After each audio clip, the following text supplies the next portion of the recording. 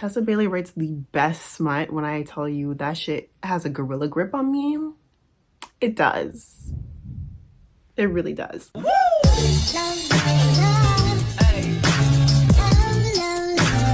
Another video, another 20 minutes of me being frustrated because I can't get the camera straight enough.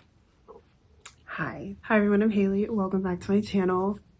Happy New Year. Here I am to grace you with 9 books that you should all be adding to your TBRs because they're amazing. So I mean, you're right as I started talking. Are you kidding me? Forgot what I was gonna say. I waited so long for that construction bit to be done. I literally forgot what I was gonna say. So we're just gonna skip over it. But before we get started, I wanna say thank you to Book of the Month for sponsoring today's video. I'm gonna tell you all about their January picks as well as their add-on for this month. I have been working with Book of the Month for almost a year now, and I don't have anything but good things to say about them. I don't know, just the fact that you can get books early, like ahead of their release date, which is insane. And also you save so much money with Book of the Month. You can get your first book for just $9.99. Book of the Month is a super popular and fast growing online book service. Their mission is to promote new and emerging authors and help readers discover books they love.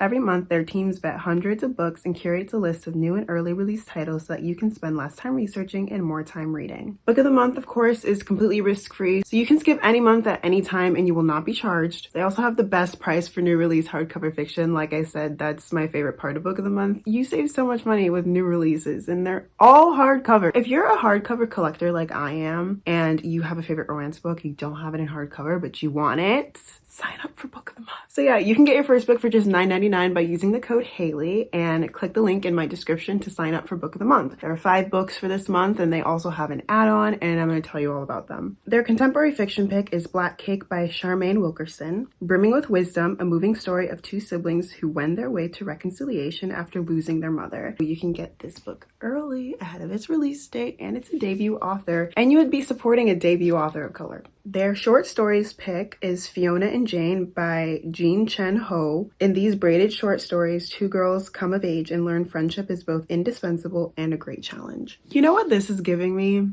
Platonic soulmates, which I love. I love female friendships in books because so many times we see female characters pitted against each other for the stupidest, pettiest reasons. So I feel like this will be a really, really great read. Their thriller pick is Reckless Girls by Rachel Hawkins. These 20-somethings quickly learn island life is about the little things: strong drinks, soft sand, cool water, murder. I was gonna say this is gonna be about murderous women, but it sounds like it's about women being murdered. Therefore, I'm intrigued, but it is not my brand, but I am intrigued. The historical fiction pick is The Magnolia Place by Fiona Davis, a rich tale suffused with intrigue, mystery, and betrayal that swirls around the history of the infamous Frick family. I've never heard of the Frick family, but I love intrigue and betrayal, and also this cover. I'm about to find out who the Frick family is. Their romance pick is Love and Other Disasters by Anita Kelly. This delicious... I love a queer rom-com. I just love queer books. This delicious queer rom-com proves that, like the best meals, true love is hard work, a bit messy, but oh so rewarding. Exactly. First of all, it's queer, so automatically it's made for me. And also the fact that it's a rom-com, because I need some joy in my life. Desperately. Immediately now. And here we have Book of the Month add-on, which is The Maid by Nita Prose. This absolute charmer follows Molly Gray as she tries to solve the murder at her hotel before anyone pins it on her. So those are the January picks for Book of the Month. If they interest you, please click the link in my description and sign up for Book of the Month. Use my code Hayley and you can get your first book for just $9.99, which I cannot say this enough, is a really, really, really, really good deal. So if you want to save money, and if you want new hardcover books, and if you want to support debut authors, sign up for Book of the Month. Thank you so much to Book of the Month for sponsoring this video. Now let's get into my favorite books of 2021. All right, and as always, of course, so these, where was I going with that sentence? If you are curious about my reviews or how I rate my my books. My Goodreads is linked down below, and I will also link my how I annotate and rate books video. Goodreads, I write reviews, but Fable is where I have like my top tier list, like my sapphic books and my favorite reads of 2021, and now my favorite reads of 2022. I also have a book club on Fable. We are reading this beautiful book, Iron Widow. If you're intrigued by that book, and if you want a better social reading platform than Goodreads and their messy ass,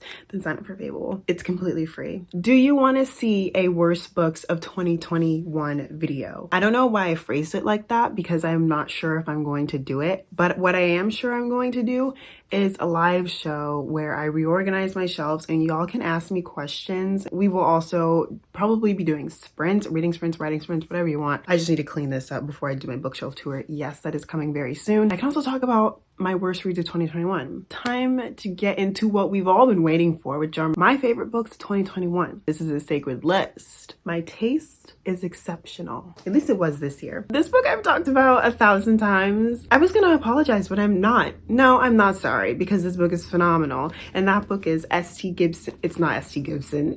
And that book is A Dowry of Blood by S.T. Gibson. I love this book. I even made a TikTok about it. I never do that. But anyway, this is a Dracula and His Bride's retelling, and it's a beautiful, beautiful book. Like, the prose is actually the most stunning prose I think I've ever read in my entire life. When I tell you 90% of the reason why I love this book is just because it felt like a literary orgasm. I'm not going to repeat that, but you know what I mean. There are so many lines in this book that I just highlighted and want to tattoo on my face. You should definitely check the trigger warnings if you're going to read this book, because it does deal with abuse as well as very toxic relationships. That is the whole premise of this book, is emancipation and escape from abuse. Don't read this book if that's a really hard subject matter for you, but it is very beautifully written. It's queer. It has polyamory and vampires. I mean, I'm not even that into vampires, but like, first of all, I love a good queer story and beautiful writing. This book raised my standards for writing. Everything. Like, I felt like everything was inadequate after I read this book. Stunning, beautiful. It's really short too. Like, I read it in one sitting. You could do it. Though I low-key wish I had not done that, because it was over so fast. I would read a line and I would just have to sit there and just let it just rock through me. It's just so beautiful. If you love lyrical, pretty prose, then this book is for you. If you love vampires and polyamory and stories of emancipation, freedom, romance, finding true love, and healing, then this book is for you. Did I say vampires and polyamory? Because it has vampires and polyamory. But also check the trigger warnings, because, oh, and there, it's smut.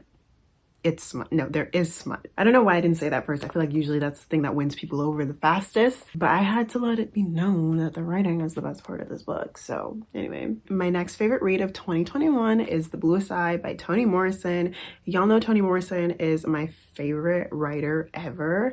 I'm obsessed with her. Every single word that she writes down is perfection. It's kind of crazy because this book is actually very traumatic to read. Like, it's a very, very disturbing, heartbreaking reading experience, because it is about the vulnerability and abuse that Black girls, specifically young Black girls, are subjected to, because they are like the least protected member of US society. It's, oh my God, I just realized there's a sticker on here that is just not at all relevant to anything at all. Like, who is Jenna?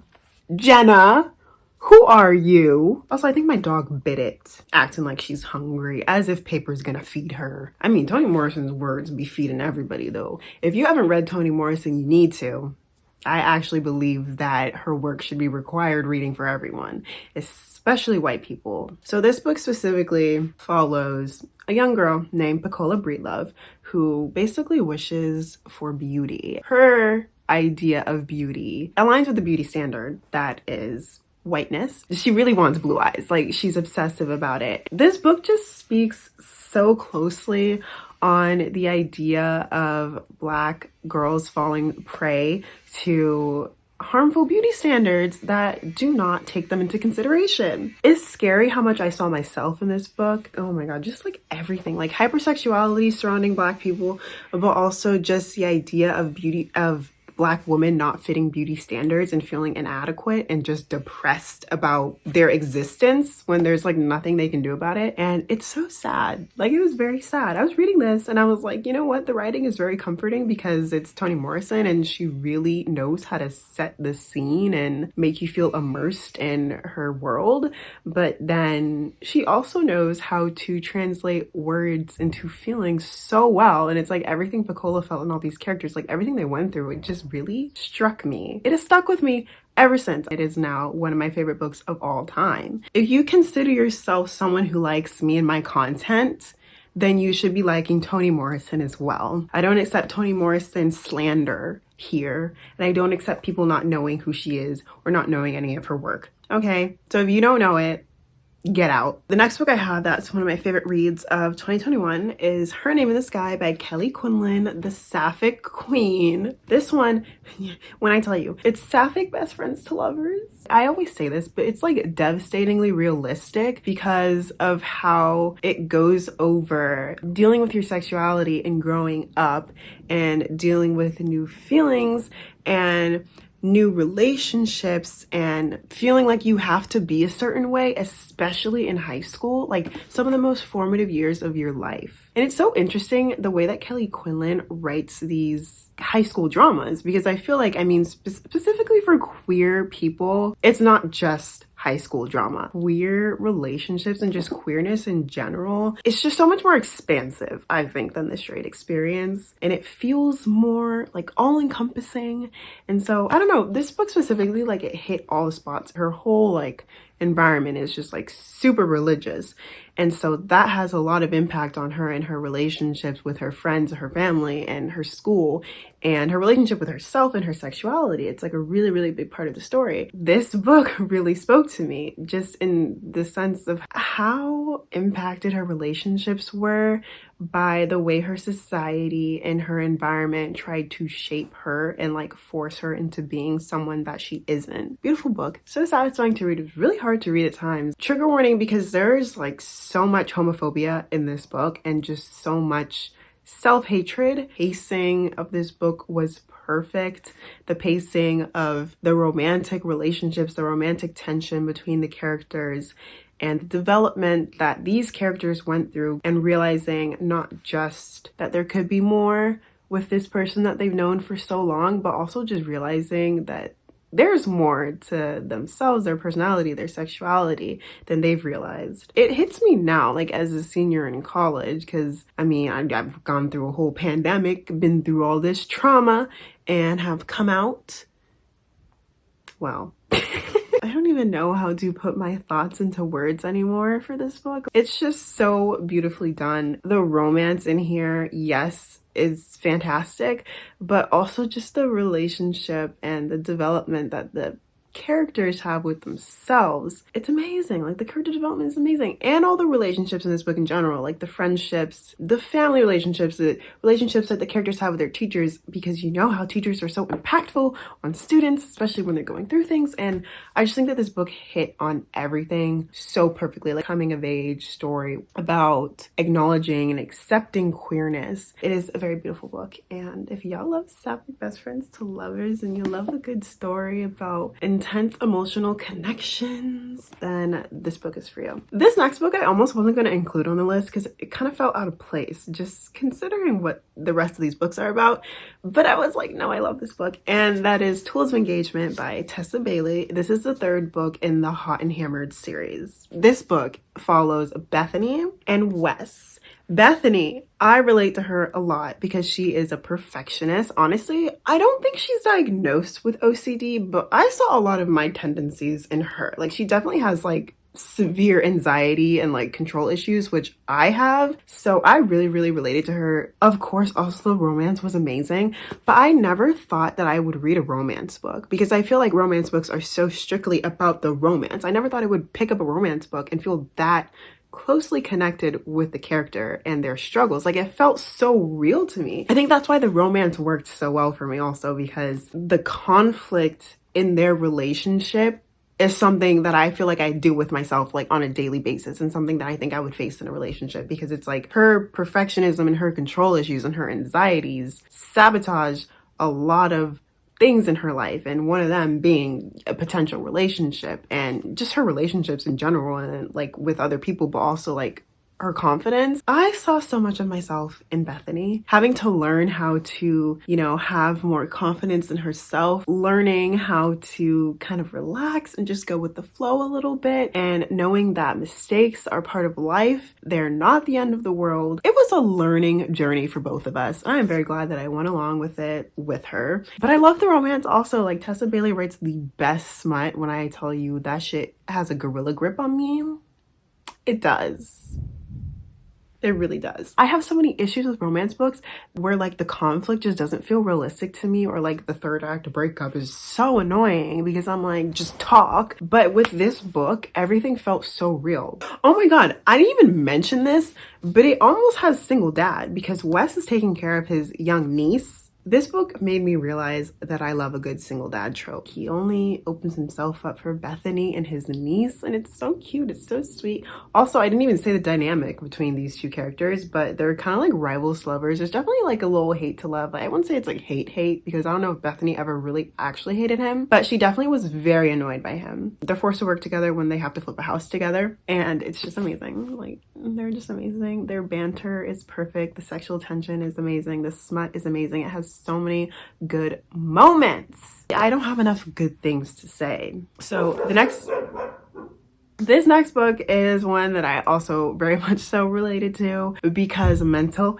illness, and that is Honey Girl by Morgan Rogers. This is a contemporary, I was gonna say romance, but romance is definitely not like the main plot of this book, even though the hook of this book is that the main character, Grace, decides to go to Vegas and get married to a complete stranger. But the whole thing is that she has worked so hard for her entire life trying to like build her career and be amazing at school because her dad is so hard on her and he's so strict. He's like ex-military and he's like, you have to do this and you have to be X, Y, and Z. And like, she's a queer Black girl and she is just trying to be good enough for him. And so one day she decides, hey, I'm going to do this little Vegas, little 1-2 tang, little trip. And she does something that her father would never approve of. And she's like, holy shit, what did I just do? And this definitely opens up like a whole new path in her eyes. It's like this perfect coming of age story. Like Grace, I think is like 30 or almost 30. And her whole life has been set on what she thinks she needs to do versus what she wants to do. And so she kind of has this whole like meltdown and is like having to have this like coming of age where she like resituates her life, takes care of herself, learns the proper self-care, and understand what it actually means to live her life for herself and not for other people. And so I think that this book is perfect, especially for like the 20-somethings who are getting out of college, or maybe they're in college and they don't really know what they want to do with their life, or they're feeling a lot of pressure from their parents, or feeling pressure from themselves and all the expectations that people have of you, especially for queer BIPOC who not only have expectations from family and from themselves, but also just from society, like especially for Black women, because I feel like we have to work twice as hard to get half as much as our white counterparts and our white peers. I picked this book up because I was like, oh my God, queer people of color in love, platonic somatism, marriage to a stranger in Vegas. That sounds incredible. Never read anything like it. But then I actually sat down and read it, and it turns out it actually was made for me. Also, the prose, stunning. This next book is After the Flood by Cassandra Montag. This is a dystopian. It's adult. This book takes place in the future where the world has flooded. Everyone is basically living on boats. If you don't live on a boat, you're probably not gonna live. The book actually follows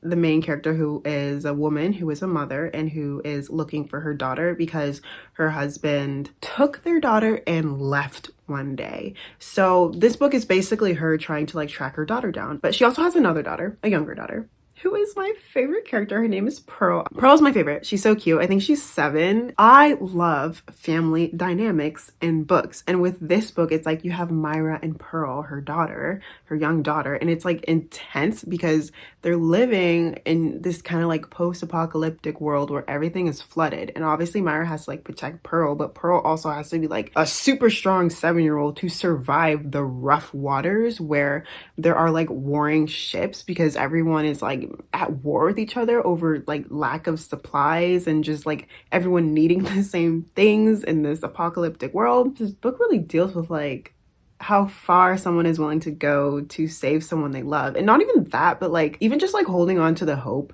of someone you love still being there. Her husband left with her older daughter like so many years ago, and she is still looking for her. So this book really is just about hope and grief and dealing with loss. When I tell you I almost had a mental breakdown, that is an understatement. I was reading this book and I was like shaking in my boots. I was like, I didn't know how it was gonna end, and things got so intense so quickly, and I was actually about to scream and cry and throw up. It was a lot. It was very, very intense. If you want something that's like fast-paced but also has pretty writing, oh my god, common theme throughout these books, beautiful writing. If you want a book that is very immersive and fast-paced and has characters that you will love and that will literally jump off the page and grab you by the throat, then this book is for you. Okay, so this next book, we all know what it is. The City of Brass by S.A. Chakraborty. This is one of my favorite fantasy books of all time. This is the first book in the David Bad trilogy. It's just everything I want in a book.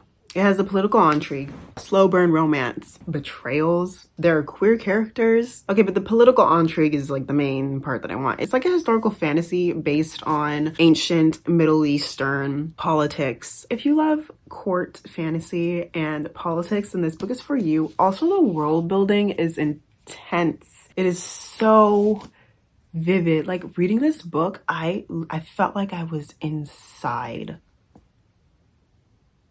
of the world.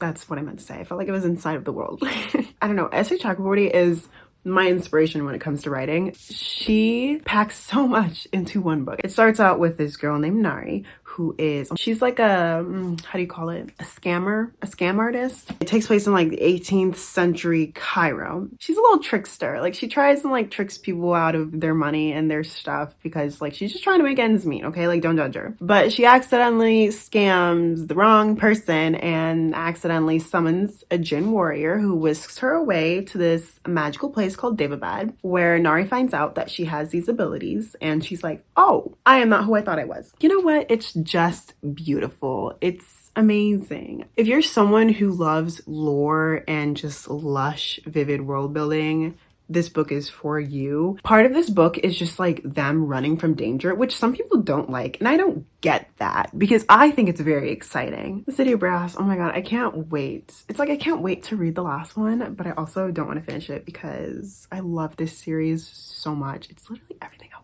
When I tell you the politics, I've never read politics this good. Like everything is layered together so perfectly. Everything comes together so well. I need her to inject it right into my veins. Okay, so the next book that I have, I actually don't own physically, but that is The Death of Vivek Ogee by Akwaeke Emezi. This book is, oh my god, where do I even begin? It is so beautifully written. It takes place in Nigeria. This isn't like a plot heavy book. It more so is about just like queerness as a whole in environments that are not always accepting. The book opens up with Vivek Ogee's body being found by the parents on their front porch. If you cannot already tell, this book deals with some very triggering content with homophobia, transphobia. There's a lot going on, so definitely check the trigger warnings if you are going to read this book. But the book is so beautifully written. Like Akwaeke Emezi is such a talented writer. Did I cry while I read it? No. But I felt every single emotion that went into it. Akwaeke Emezi, one of the best writers I've ever read. One of my favorite parts about this book is how it showed how expansive queer love is. You know, you could have a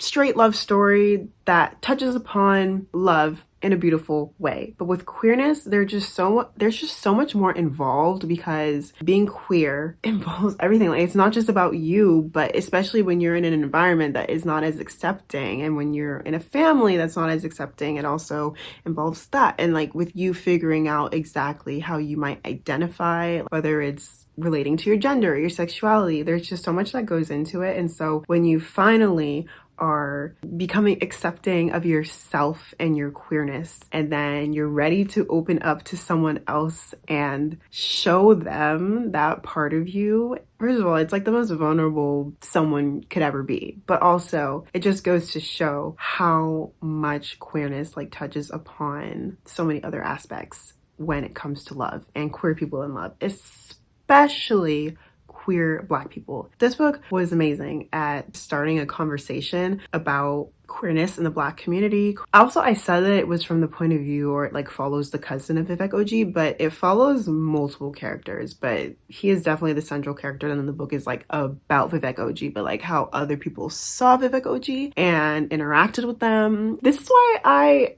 kind of hate filming this video, because there's so many things I want to say, but like I can't talk for 1,000 years. And I also just feel like I won't give some of these books justice because they are just so beyond phenomenal. And it's like, at this point, it's like, I can't even tell you, you just need to read it. My last favorite read of 2021 is, of course, Sister Outsider by Audre Lorde. Audre Lorde is also my favorite writer. She is a revolutionary. She is brilliant. Her words are brilliant. Sister Outsider is a collection of essays and speeches. Oh my god, I got scared. I thought there was a giant spider.